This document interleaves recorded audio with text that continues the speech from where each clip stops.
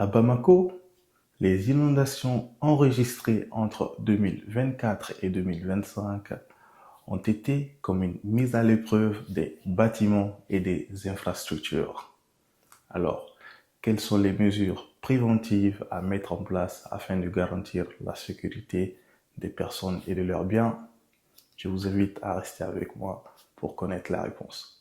Depuis la nuit des temps, les catastrophes naturelles sont de véritables menaces pour l'homme et son habitat, qui cherche toujours à trouver des solutions et des moyens efficaces afin de s'y protéger. Si la marge de manœuvre est assez réduite pour les maisons qui sont déjà construites, c'est-à-dire les existants, ce n'est pas forcément le cas pour les nouveaux projets de construction qui peuvent faire l'objet d'une étude beaucoup plus pointueuse et adaptée à cette nouvelle circonstance. Pour cela, le ministère chargé de l'urbanisme doit élaborer un nouveau plan d'urbanisme qui comprendra la cartographie des zones inondables et par conséquent qui formulera les nouvelles normes constructives.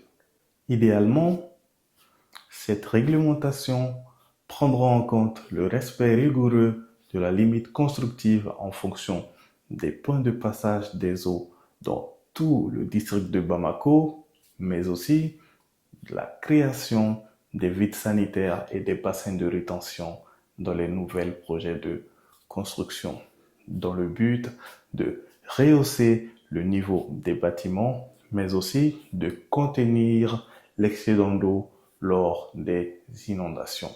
Et bien sûr, de définir un meilleur choix des matériaux de construction adaptés à ces environnements.